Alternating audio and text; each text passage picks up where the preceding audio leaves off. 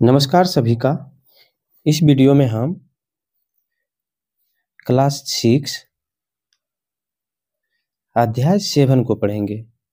Topic है हमारा नए धर्मों का उदय। अगर आप पिछले वीडियो को देख रहे हैं तो सारा आप रिलेट कर सकते हैं कि कैसे प्राचीन भारत में मेरा समाज कैसा था, उसके बाद फिर आगे क्या हुआ, फिर हमने पहिए बनाना कैसे सीखा, अपने समाज को बनाना कैसे सीखा, नए राजा कैसे बनना शुरू हुआ, जनपद, महाजनपद, इन सभी चीज़ों को हमने सीखा। हमने वैदिक काल को भी पढ़ा।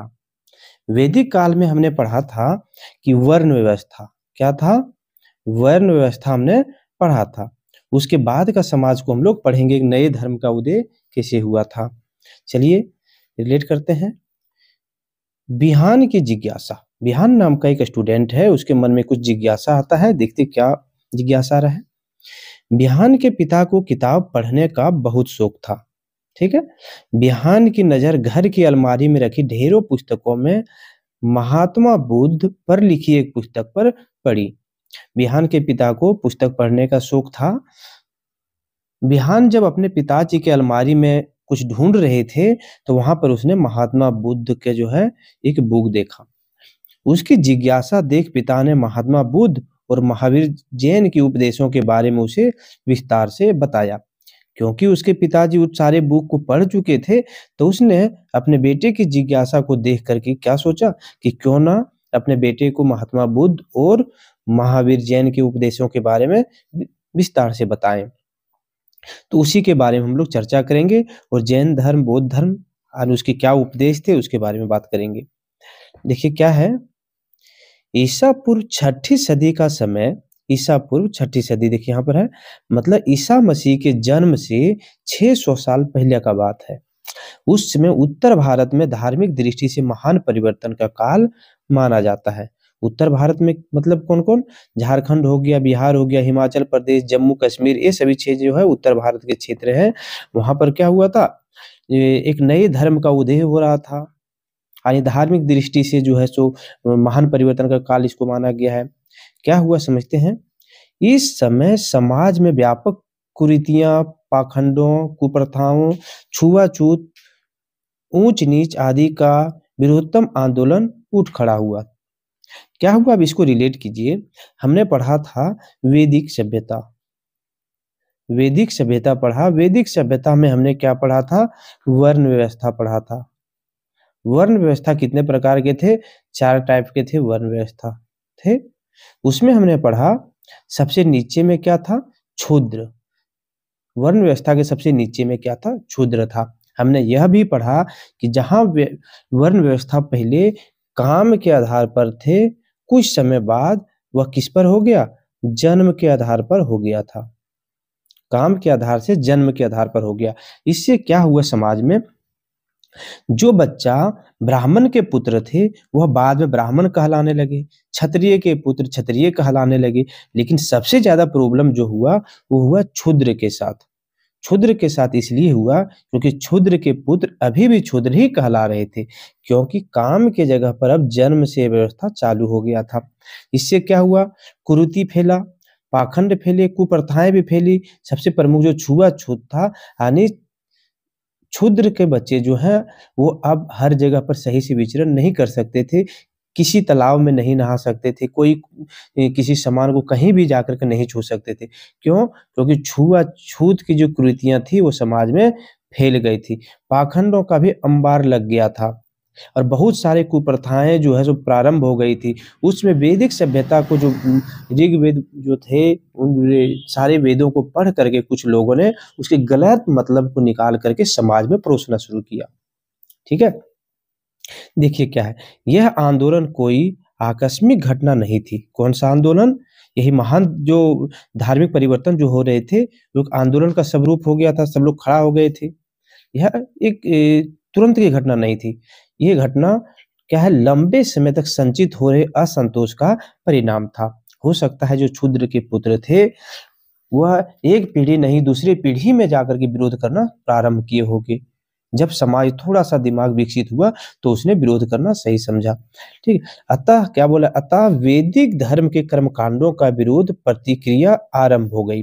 अब क्या था, जो वैदिक काल में, जो वैदिक धर्म में कर्म कांड जो लिखे हुए थे कि यज्ञ करना है, इसे पूजा पाठ करना है, उसका भी विरोध होना शुरू हो गया। क्यों? क्योंकि जो वैदिक सभ्यता में जो भी कर्म कांड हो रहे थे, ऊपर के 3 वर्णों ने, खास करके 2 वर्णों ने उसका अलग मतलब निकाल करके समाज में परोसना शुरू किया, जिससे सभी का वैदिक जो कर्म कांड से थे उसी का विरोध करना लोगों ने शुरू किया। कुछ लोगों ने कर्म कांडों एवं बाह्य आमंत्रणों की निंदा की और धर्म के नैतिक पक्ष पर बल दिया गया। कुछ लोगों ने क्या किया, जैसे कर्म कांड थे, जैसे यज्ञ कर रहे हैं, यज्ञ के जो कर्म कांड जिस तरह पहले से थे उसमें बहुत सारा परिवर्तन हो गया। जहां पहले लोग कर्म कांड कर सकते थे वहां पर अभी ऐसा था कि गरीब लोग नहीं कर पा रहे थे।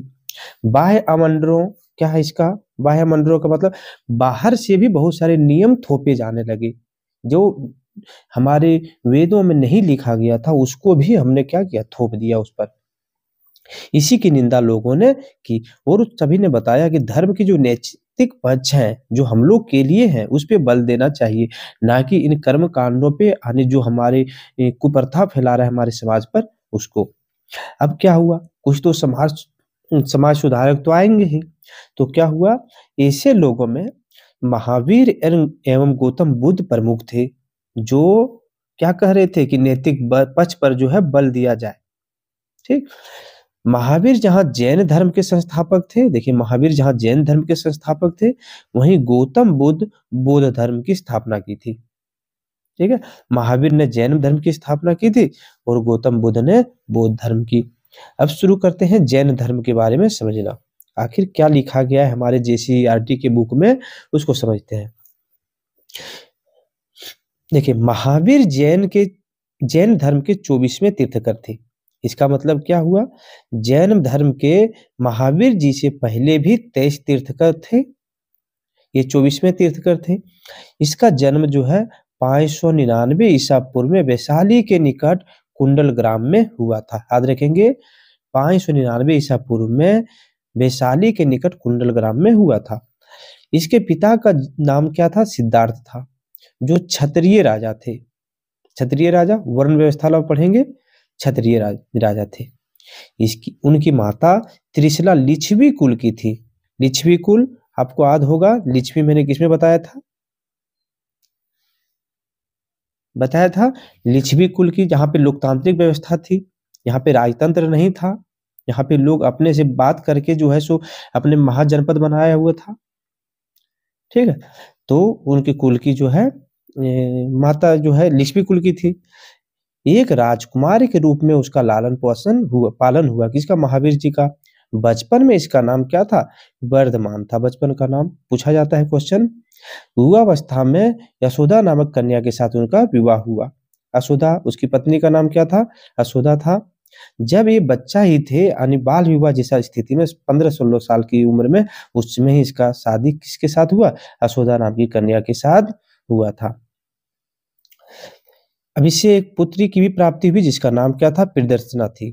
ठीक है, वर्धमान ने 30 वर्ष की अवस्था तक एक सुखी गृहस्थ का जीवन व्यतीत किया। 30 वर्ष तक जो है अपने बाल बच्चे के साथ जो है घर में रहे, लेकिन क्या हुआ, बाद में जब इसके माता पिता की मृत्यु हो गई तो इसने अपने बड़े भाई किसका, नंदीवर्धन से अनुमति लेकर के जो है इसने अपने बड़े भाई को समझाया कि हमारे समाज में बहुत सारी कुरीतियां फैली हुई है, तो मैं समाज से उठ करके बाहर जाना चाहता हूँ। और उसने क्या किया, तपस्या करने के लिए घर से निकल गया। और इसने क्या किया, 12 वर्षों की कठोर तपस्या के पश्चात जो है जंबिक ग्राम के समीप ऋजुपालिका नदी के तट पर एक साल वृक्ष के नीचे, याद रखेंगे क्या क्या है, कहाँ पर 12 वर्ष तक तपस्या की इसने, कहाँ पर, ऋजुपालिका नदी के किनारे, किसके नीचे, साल वृक्ष के नीचे इसने ज्ञान की प्राप्ति हुई थी। क्वेश्चन पूछा जाता है कहाँ पर, किस वृक्ष के नीचे ज्ञान की प्राप्ति हुई थी महावीर को, तो साल वृक्ष के नीचे, ठीक है, प्राप्ति हुई। अब ज्ञान प्राप्ति, इसको क्या बोला जाता है, कैवल्य बोला जाता है ज्ञान को, याद रखेंगे। ज्ञान प्राप्ति के पश्चात उन्हें केवलिन यानी सर्वोच्च ज्ञान रखने वाला कहा जाने लगा। जीन एक शब्द आता है जीन, विजेता अजितेंद्र कहा गया है।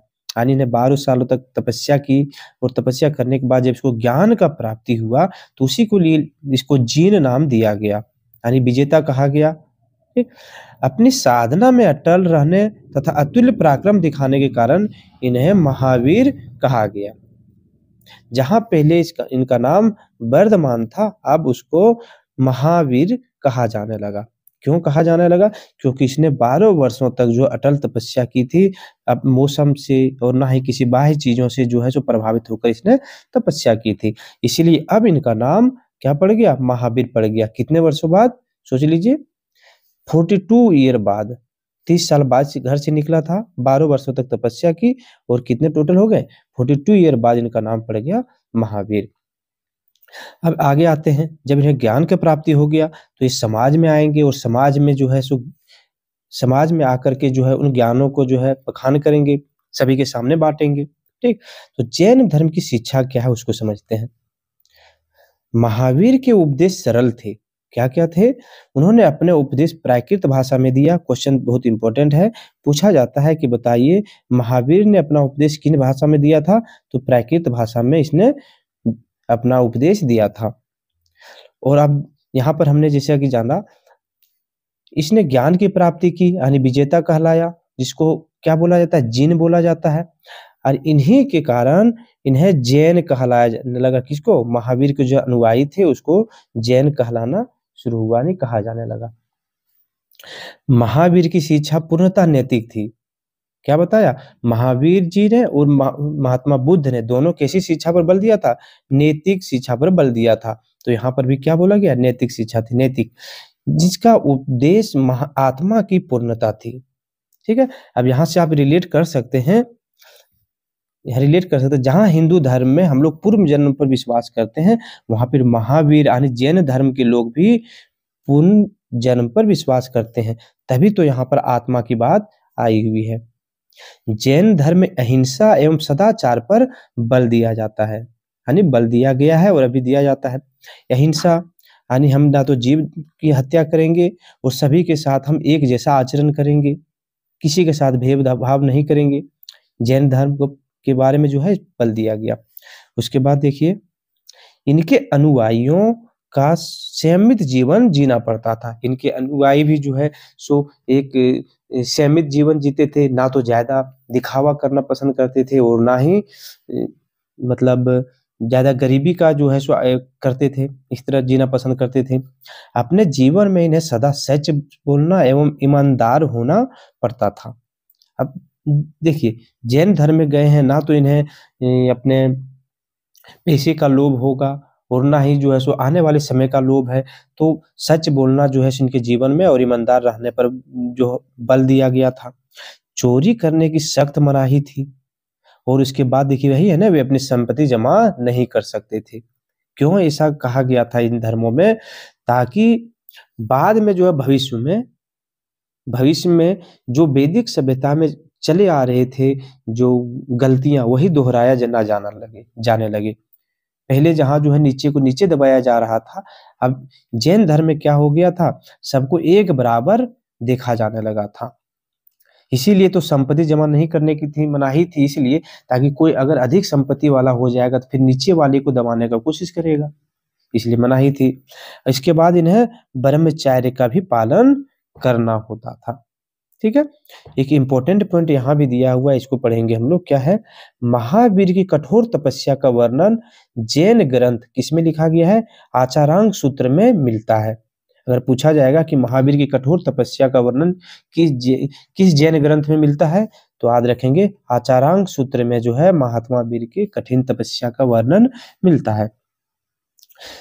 आगे है, जैन धर्म के अनुसार संसार के सभी प्राणी अपने अपने संचित कर्मों के अनुसार कर्मफल भोगते हैं। जैन धर्म के अनुसार देखिए यहाँ पर भी इसने पूर्व जन्म पर जो है सो बल दिया है।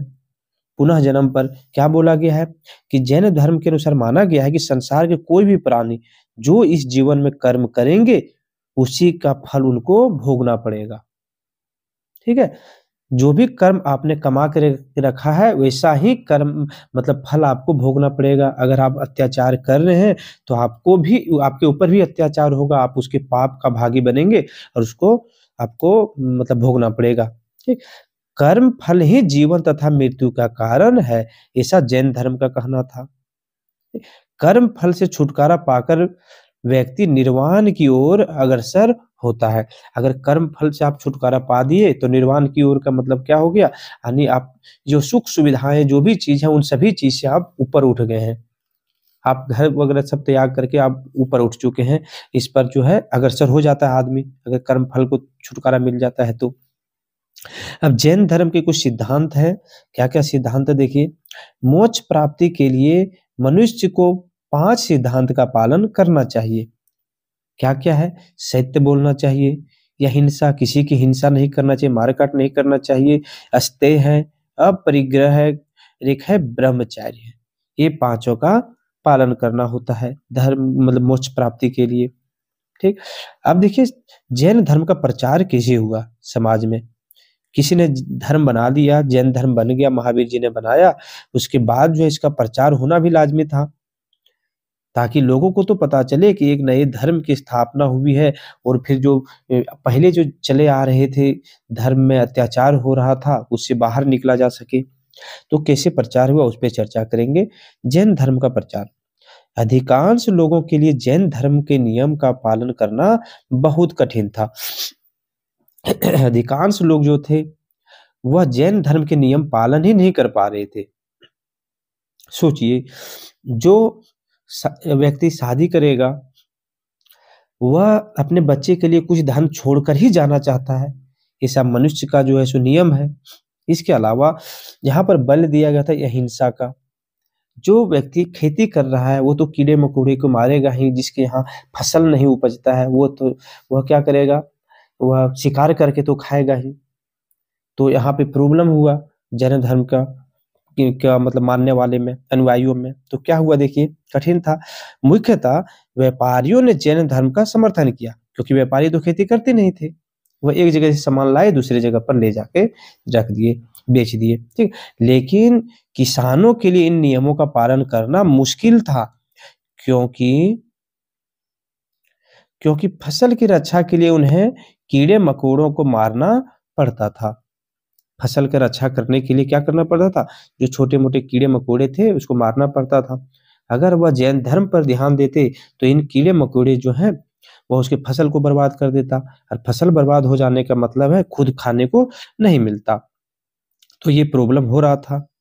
बाद में जैन धर्म उत्तर भारत के कई हिस्सों के साथ साथ गुजरात, तमिलनाडु और कर्नाटक में भी फैल गया। अभी तक जहाँ ये धर्म उत्तर भारत यानी बिहार, उत्तर प्रदेश, हिमाचल प्रदेश, झारखंड, उड़ीसा जैसे क्षेत्रों में फैला हुआ था, अब उसके बाद कहाँ पर फैलने लगा, गुजरात, तमिलनाडु और कर्नाटक जैसे क्षेत्रों में फैलने लगा।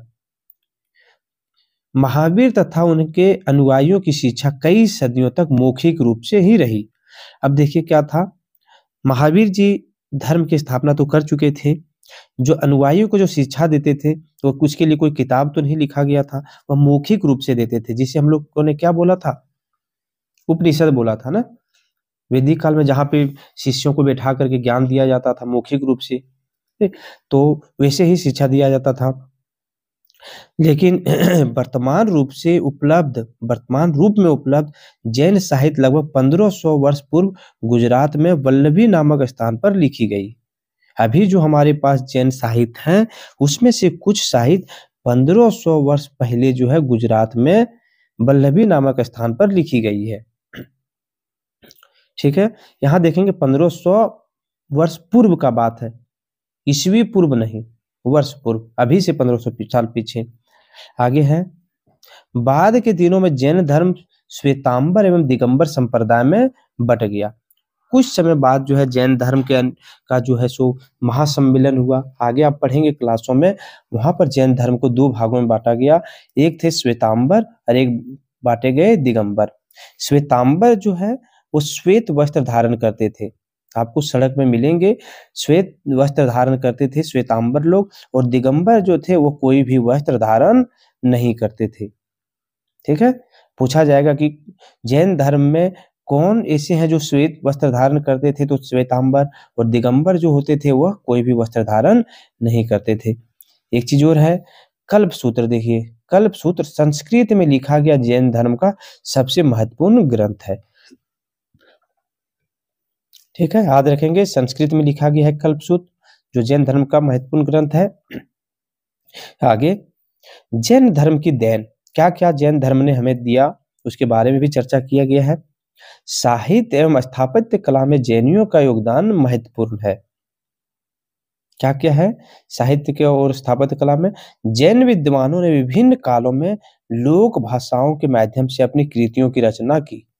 जैन जो विद्वान हुए उसने समय के साथ क्या किया, अपनी कृति भी बनाई। कृति का मतलब जो है उसके जैन धर्म के बखान में बहुत चीजें लिखी, अलग अलग भाषाओं में लिखी। जहाँ पे संस्कृत जो हम लोग उत्तर भारत में लिखा जा रहा था, तमिलनाडु में तमिल में लिखा गया होगा। इस तरह प्राकृत भाषा में उत्तर प्रदेश और बिहार में, फिर कन्नड़, तेलुगु आदि भाषाओं में जो है जैन साहित्यों ने लिखना शुरू किया था, जिसके अभी जो हम लोग के पास प्रूफ मिलते हैं और मिले हुए हम लोग के पास संग्रह है। और कहाँ कहाँ तक ये फैला हुआ है, इनका मतलब यही बताना चाह रहा है कि जैन धर्म भारत के किन किन क्षेत्रों में फैला गया हुआ था, उसके बारे में बताया गया है। उड़ीसा की उदयगिरी पहाड़ी पर अनेक जैन गुफाएं मिली है।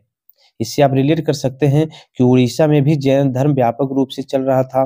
खजुराहो मध्य प्रदेश हो गया, सौराष्ट्र कहाँ है, गुजरात के क्षेत्र, और राजस्थान में भव्य जैन मंदिर बने हैं। इन सभी जगह पर फैला हुआ था व्यापक रूप से। कर्नाटक स्थित सरवन बेलगोला में कई जैन मंदिर हैं, अभी भी स्थित हैं। सबसे प्रमुख जिसमें से दिलवाड़ा हो गया मंदिर, जहाँ पर है राजस्थान में, माउंट आबू पर प्रसिद्ध जैन मंदिर ये भी है। ये सभी स्थापत्य कला के क्षेत्र में जैनियों के योगदान को दर्शाता है। अब जहाँ मंदिर बने हुए हैं, इसे हम ये रिलेट कर सकते हैं कि उस समय के लोग जो है अच्छे कारीगर हुआ करते थे, जिसने इतने अच्छे मंदिर बनाए कि कहीं पर पत्थरों को काट के बनाया, तो इतने जानकारी रखते थे तभी तो बनाया था। और इन सभी में सबसे प्रमुख जो है वो आता है पारसनाथ। ये पारसनाथ एक महत्वपूर्ण जैन तीर्थ स्थल, इसके बारे में बताया गया है, जो कहाँ पर है, हमारे झारखंड में है। चलिए देखते हैं, जैन धर्म का एक महत्वपूर्ण तीर्थ स्थल कहाँ पे है, पारसनाथ है, जो झारखंड के गिरिडीह जिले में अवस्थित है। कहाँ पर, गिरिडीह जिले में। और इसके बाद यह स्थल जैन धर्म के 24वें तीर्थकर परशुराम से, पार्श्वनाथ से संबंधित है। अब ये क्वेश्चन पूछा जाएगा कि पारसनाथ जो है पारसनाथ पहाड़ किस ब्लॉक में है, तो याद रखेंगे डुमरी अनुमंडल के पीरटाड़ ब्लॉक में ये स्थित है पारसनाथ पहाड़। यहाँ पर जैन धर्म के 23वें तीर्थकर पारसनाथ जी जो है यहाँ पर आ करके उसने तपस्या की थी, यहाँ पे ठहरे हुए थे। और भी तीर्थकर आए थे, आगे हम लोग देखते हैं। पार्श्वनाथ का काल महावीर से 250 साल पहले माना जाता है। जहाँ पर महावीर जी का जन्म जो है 599 ईसा पूर्व में हुआ था। इसे 200 साल और पीछे जाएंगे, 250 साल पीछे जाएंगे, उस समय जो है सो 23वें तीर्थकर पार्श्वनाथ जी पार्श्वनाथ पहाड़ी पर आए हुए थे। और एक चीज और है, मान्यता है कि जैन धर्म के 24 तीर्थकरों में से 20 का निर्वाण स्थल पार्श्वनाथ ही है। 24 में से 20 ने जो है पारसनाथ पर निर्वाण स्थल उसका है। जिस स्थल पर मंदिर आदि निर्मित है, यहाँ पर मंदिर बहुत सारे स्थित हैं, इसे समेध शिखर कहा जाता है। ये क्वेश्चन झारखंड में सबसे इम्पोर्टेंट है कि पारसनाथ की सबसे ऊंची चोटी को किस नाम से जाना जाता है, तो उसको हम समेध शिखर के नाम से जानते हैं। यह झारखंड का सबसे ऊंचा स्थल है। झारखंड के साथ याद रखेंगे बिहार का भी सबसे ऊंचा स्थल है। इसकी ऊंचाई समुद्र तल से 1365 मीटर यानी 4441 फीट है। यह स्थल इतना ऊंचा है कि चोटी में प्रातः काल के समय बादलों को तैर कर नजदीक से गुजरते हुए महसूस किया जा सकता है। यहाँ पर्यटकों का साल भर आना जाना लगा रहता है। ठीक है, आगे आते हैं। जैन धर्म के बारे में हमने विस्तार से पढ़ा है। आगे और जो बच गया है उसको हम लोग आगे के कक्षाओं में पढ़ेंगे। अब आगे आते हैं बौद्ध धर्म के बारे में समझते हैं। आखिर बौद्ध धर्म के बारे में क्या क्या लिखा गया है। बौद्ध धर्म के प्रवर्तक गौतम बुद्ध थे, जिसका बचपन का नाम क्या था, सिद्धार्थ था। महावीर के जैसा ही महावीर का नाम क्या था बचपन का, वर्धमान था। उसी तरह गौतम बुद्ध का बचपन का नाम क्या था, सिद्धार्थ था। 563 ईसा पूर्व में नेपाल की तराई में कपिल वस्तु के निकट लुम्बिनी वन में इसका जन्म हुआ था। कहाँ पर, लुम्बिनी वन में इनका जन्म हुआ था। इनके पिता सुधोधन जो है कपिल वस्तु के सहायक गण के प्रधान थे। जिस तरह से महावीर का था उसी तरह से इनके पिताजी भी क्या थे, एक सहायक गण के प्रधान थे। इनकी माता माया जो है कौशल राजवंश की राजकुमारी थी। माता का नाम क्या है, माया थी, मायावती। इनकी माता का नाम माया थी जो कौशल राजवंश की राजकुमारी थी। आगे शैशव काल में माता की मृत्यु के बाद उनकी मौसी महाप्रजापति गौतमी ने इसका लालन पालन पोषण पालन किया था। किसका, महात्मा बुद्ध का। जब ये बच्चे थे तो इसके पिता माता जी का जो है मृत्यु हो गया था, तो इसका पालन पोषण किसने किया, इसकी मौसी महाप्रजापति गौतमी ने किया था। सिद्धार्थ बचपन से ही बहुत चिंतनशील स्वभाव के थे। एकांत में बैठकर भी जीवन मरण सुख दुख आदि विषयों पर गंभीरतापूर्ण विचार किया करते थे। इस प्रकार सांसारिक जीवन से विरक्त होते देख उनके पिता ने 16 वर्ष की अल्प आयु में उसका विवाह एक अत्यंत रूपवंती राजकुमारी यशोधरा के साथ कर दिया। हुआ ये कि जब ये बचपन में ही थे, बहुत ज्यादा चिंतनशील थे, बहुत ज्यादा चीज सोचते थे। जब ये एक बार बाहर निकले थे घर से, तो उसने अपने समाज को देख करके जो है इसका हृदय परिवर्तन हुआ, यानी इसने बहुत चीजें सोची। इन सभी को इनकी गंभीरता को देख करके इसके पिताजी ने क्या किया, इनकी शादी 16 वर्ष में ही कर दी थी, जिसकी पत्नी का नाम क्या था, यशोधरा था। ठीक, इससे इसका एक पुत्र हुआ जिसका नाम क्या था, राहुल था। परंतु सिद्धार्थ सांसारिक सुखों से में वास्तविक संतोष नहीं पा सके। लेकिन क्या हुआ, जब इसका शादी भी हो गया लेकिन इसको संतोष नहीं था। ये जो है अपने समाज को लेकर के हो रहे बुराइयों को देख करके जो है अपने अंदर से ही घुटन महसूस कर रहे थे। आगे मानव जीवन के 4 दृश्यों ने सिद्धार्थ के चिंतन को बहुत प्रभावित किया। ये 4 दृश्य जो देखे थे उसने, आगे आप पढ़ेंगे, नेक्स्ट क्लास में होगा उसमें पढ़ेंगे। देखिए क्या क्या था।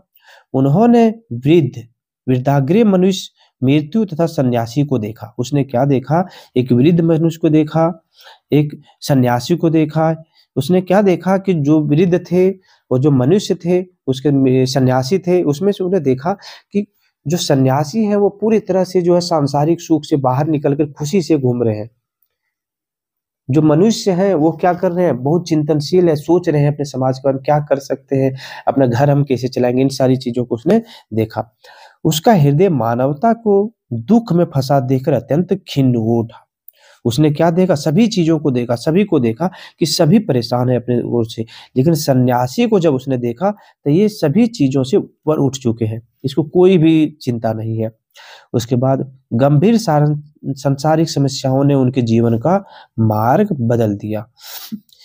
इन समस्याओं के समाधान के लिए 29 वर्ष की आयु में उन्होंने अपनी पत्नी और पुत्र को सोते छोड़कर गृह त्याग दिया और कहाँ चले गए, सन्यासी बनने चले गए। उसने 29 वर्ष की आयु में अपने घर को छोड़ दिया। और इसी घटना को क्या बोला जाता है, महाभिष्कर्मण।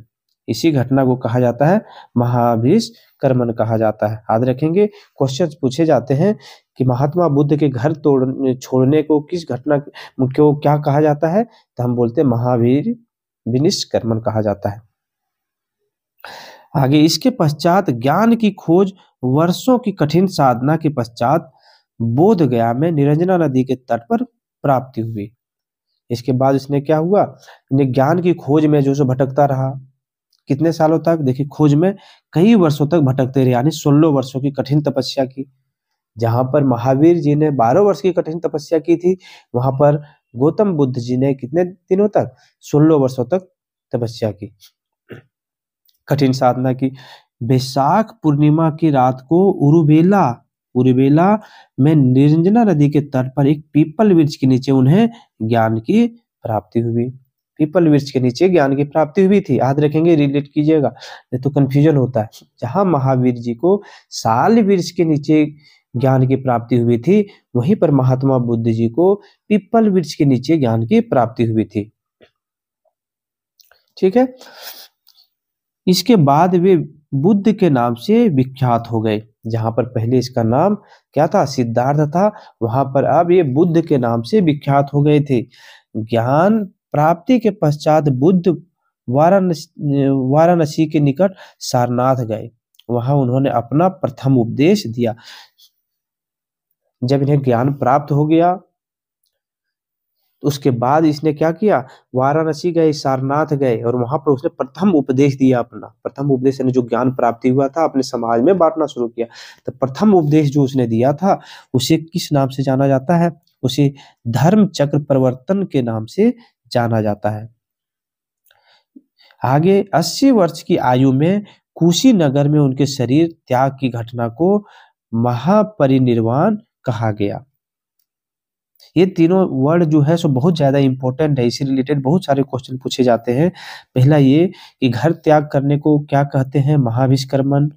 प्रथम उपदेश को क्या कहा जाता है, तो धर्म चक्र प्रवर्तन। और शरीर का त्याग देने को क्या कहा जाता है, महापरिनिर्वाण कहा जाता है। ये सभी चीजों को याद रखेंगे। कहाँ पर इसने ज्ञान की प्राप्ति की थी, किस पेड़ के नीचे, इसने अपना शरीर कहाँ पर त्याग दिया था, कहाँ पे इनकी मृत्यु हुई थी, इन सभी चीजों को याद रखेंगे। अब आगे है बुद्ध जीवन से संबंधित 5 चिन्ह प्रतीक। क्या क्या है, जन्म का जो है, जन्म का चिन्ह है कमल एवं साढ़। गृह त्याग का है घोड़ा, क्योंकि घोड़ा पर ही उसने चढ़ करके जो घर त्याग किया था। ज्ञान कहाँ प्राप्ति हुआ था, पीपल पेड़ के नीचे, जिसको हम बोधि वृक्ष के नाम से जानते हैं। कहाँ है ये, बोध गया में है, गया के पास। निर्वाण को किस, पद चिन्ह यानी शरीर त्याग करना। मृत्यु को स्तूप, जब इसकी मृत्यु हो गई तो स्तूप बनाए गए थे, उसको स्तूप के नाम से इसका प्रतीक चिन्ह रखा गया है। आगे है, यह भी जाने महात्मा बुद्ध के अष्टांगिक मार्ग। क्या क्या अष्टांगिक मार्ग है, सम्यक दृष्टि, सम्यक संकल्प, उसके बाद सम्यक वाक, सम्यक कर्म, सम्यक आजीवन, सम्यक व्यायाम, उसके बाद सम्यक स्मृति तथा सम्यक समाधि। ये सभी जो है अष्टांगिक मार्ग इनके हैं। इससे रिलेटेड क्वेश्चन जो है सो वन डे एग्जाम में बहुत ही कम ही पूछे जाते हैं, लेकिन याद रखेंगे। आगे है बौद्ध धर्म की शिक्षाएं। क्या क्या शिक्षा है, बुद्ध ने कहा कि संसार दुखमय है। बुद्ध भगवान ने क्या कहा, सभी लोगों को जाकर कहा कि संसार जो है कैसा है, दुखमय है। हर कोई एक दूसरे से मोह माया में जुड़े हुए हैं और लोग केवल इच्छा और लालसा के कारण दुख पाते हैं। इच्छा और लालसा, जिसे क्या इच्छा है कि हमारे पास अच्छा मोबाइल होगा, अगर मोबाइल मिल जाएगा तो फिर आपकी इच्छाएं बढ़ेगी कि मेरे पास अच्छा बाइक होगा, तो ये इच्छा है। इसी कारण लोग, और लालसा है कि नहीं मिलेगा ही, तो क्या होता है, इसी कारण जो है संसार में दुख फैला हुआ है। यदि इन पर विजय प्राप्त कर ली जाए तो निर्वाण प्राप्त हो जाएगा। निर्वाण बौद्ध धर्म का परम लक्ष्य है, और यही याद रखना कि निर्वाण जो है बौद्ध धर्म का परम लक्ष्य है। निर्वाण का अर्थ क्या होता है, दीपक का बुझ जाना, अर्थात जन्म और मृत्यु के चक्र से मुक्ति, अर्थात मोक्ष पा लेना। जब आपके अंदर से इच्छा ही समाप्त हो जाएगी तो आप एक अच्छे मनुष्य बन जाएंगे, तो उसी को निर्वाण के नाम से यहाँ पर बोला गया है। आगे है, गौतम बुद्ध ने दुख से छुटकारा पाने के 8 साधन बताए हैं, जिसे हम क्या कहते हैं, आस्तिक मार्ग कहा जाता है। दुख से छुटकारा पाने के लिए उनकी शिक्षा है कि न अत्यधिक विलास करना चाहिए और न अत्यधिक संयम। वे मध्यम मार्ग को उचित समझते थे। ठीक है। उसके अलावा देखिए, यज्ञ कर्म कांडों तथा पशु बलि जैसी कुप्रथाओं का बुद्ध ने जमकर विरोध किया। अब इसका विरोध करना ही था, क्योंकि वैदिक सभ्यता के बाद जो भी कुरीतियां समाज में फैली थी, उसी के विरोध में ही तो ये महावीर जी और बौद्ध धर्म का, महात्मा बुद्ध जी का जो है जन्म हुआ था, और उन्हीं के विरोध के लिए ही तो और ज्यादा ये प्रसिद्ध हुए। तो इसने क्या किया, पशु बलि हो गया, कर्म कांड जो है उन सभी का जो भी कुप्रथाएं समाज में फैली थी सबका विरोध किया। वे मानव जाति में समानता लाना चाहते थे, इसीलिए जो है उसने अपने धर्म में सभी को आह्वान किया कि हमारे धर्म में आए, यहाँ पर किसी पर कोई भेदभाव नहीं है। जहाँ दूसरे धर्म में वर्ण व्यवस्था थी, 4 वर्ण व्यवस्था में बटी हुई थी, यहाँ पर बौद्ध धर्म में सभी कोई वर्ण व्यवस्था नहीं थी, यहाँ पे सभी को समान नजरों से देखा जाता था। उन्होंने जाति प्रथा, छुआछूत तथा अन्य भेदभाव को गलत बताया। उन्होंने अपने संघ का दरबार सभी जाति के लिए खोल दिया। उनकी धार्मिक दृष्टि उदार थी। क्या बताया? उसने सभी को समान नजरों से देखा, कोई भी छुआछूत जैसी परंपरा अपने धर्म में नहीं रखी। उसने सभी को अपने धर्म में आने के लिए आह्वान किया कि सब कोई आए, कोई भेदभाव हमारे यहाँ पर नहीं है। उन्होंने ज्ञान की अपेक्षा नैतिकता पर बल दिया। बुद्ध के उपदेशों का मूल लक्ष्य मानव जाति को उसको दुखों से छुटकारा दिलाना था। उनके उपदेशों में सरलता और व्यवहारिकता दिखाई पड़ती थी। जो भी उपदेश वो देते थे वो ऐसा नहीं कि मतलब किसी को समझ ही नहीं आए, बहुत सरल भाषा में सरल रूप से सभी को समझाते थे। अगर कोई गाली भी दे रहा है इनको तब भी वो आराम से बात करके जो है उनके उत्तर को दिया करते थे। एक चीज और है, बौद्ध धर्म के 3 प्रमुख बिंदु है। कौन कौन है? बुद्ध, संघ और धम्म। इसको आगे पढ़ेंगे हम लोग क्लच कक्षाओं में, लेकिन कुछ यहाँ पर लिखा है देखिए। बौद्ध धर्म के उपदेशों को संग्रहित कर उसे 3 भागों में बांटा गया है, जिसे त्रिपिटक कहा जाता है।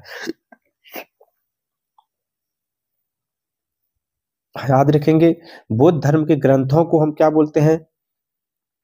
बौद्ध धर्म के ग्रंथों को हम त्रिपिटक कहते हैं। जो ग्रंथ बने हैं उसी में जो है उसने सभी को संग्रहित किया है कि बौद्ध धर्म में क्या क्या करना है, कैसे उपदेश मिले थे, क्या नहीं करना है, ये सभी चीजों को। एक है सूत पिटक, जिन्हें बौद्ध धर्म के उपदेश है। सूत पिटक में जो जितना भी बौद्ध धर्म यानी महात्मा बुद्ध ने अपने उपदेश दिए थे उसको लिखा गया है। विनय पिटक में इन्हें भिक्षुओं के अनुशासन से संबंधित नियम है, यानी जो भी बौद्ध धर्म को मानेंगे वह किस अनुशासन से रहेंगे अपने समाज में, उसके बारे में विनय पिटक में लिखा गया है। आगे आया है अभिधम्म पिटक, ये अशोक के समय आया था। इसमें दार्शनिक विचार है। इसमें उस समय के जितने भी बौद्ध धर्म के जो अनुयायी थे, पंडित लोग कहते हैं वो लोग थे, उसके बारे में इसमें अभिधम्म पिटक में लिखा गया है। ठीक है, जैसा अभी जैन धर्म के प्रचार प्रसार हुआ था उसी तरह बौद्ध धर्म का प्रचार प्रसार हुआ। बौद्ध धर्म का प्रसार भारत के अलावा अन्य कई देशों में हुआ। भारत के अनेक महान राजाओं ने इस धर्म का ग्रहण किया।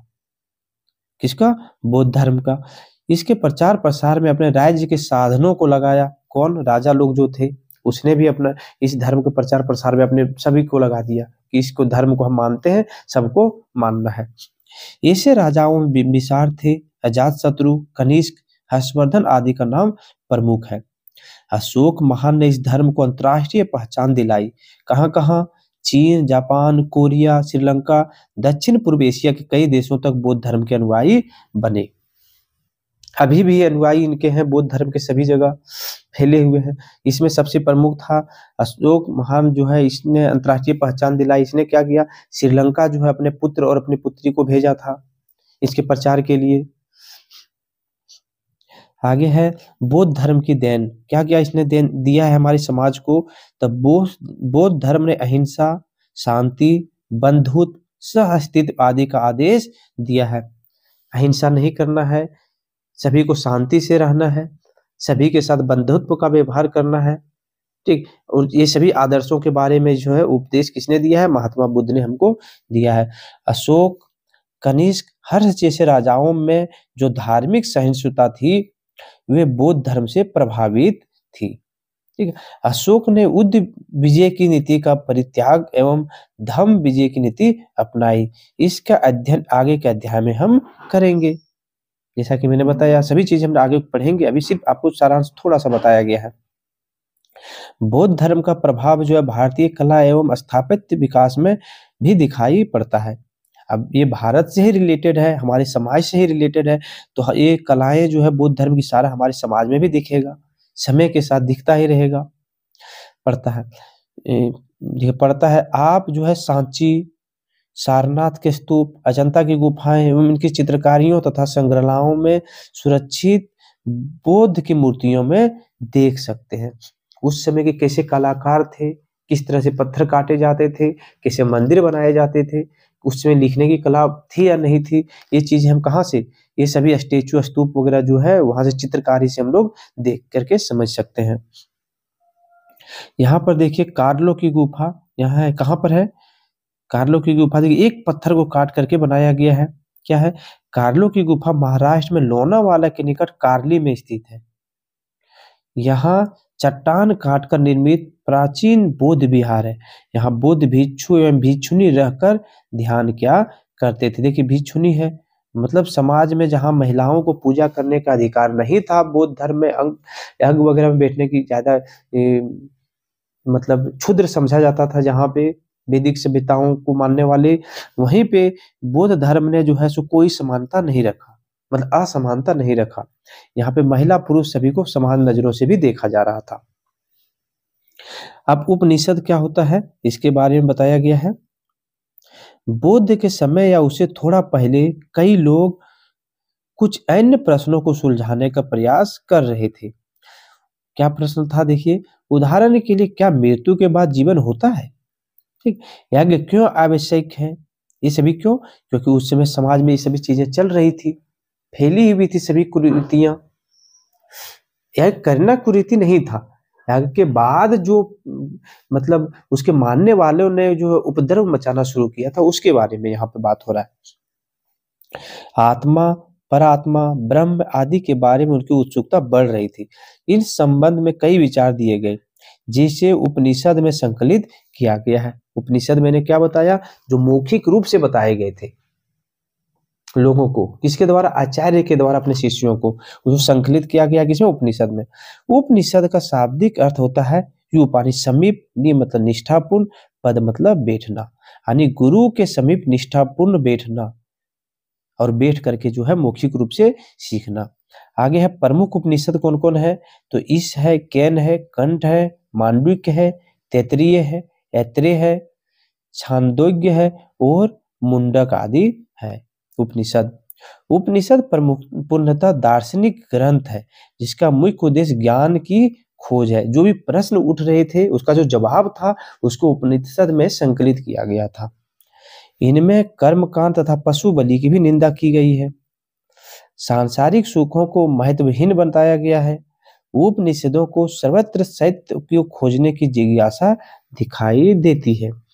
उपनिषद में जो है क्या, जो भी कर्म कांड उसमें चल रहे थे उसकी भी निंदा उपनिषद में की गई थी, क्योंकि जो आचार्य थे अपने शिष्यों के प्रश्नों के जवाब दे रहे थे, तो एक सार्थक जवाब देने के लिए इन सभी चीजों को करना था और कर भी रहे थे। अब आता है इटखोरी एवं तीर्थस्थल। इटखोरी एवं तीर्थस्थल, कहाँ पर इटखोरी है?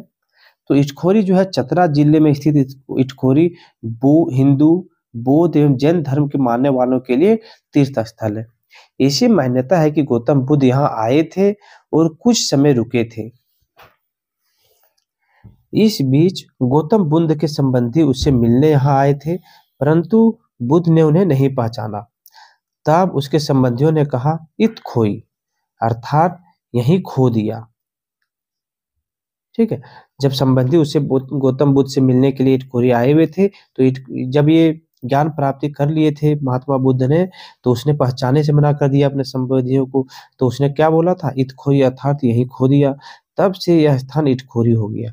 यहाँ बुद्ध की मूर्तियां मिली है जिन्हें एक संग्रहालय में रखा गया है। यहाँ भद्रकाली का प्रसिद्ध मंदिर है।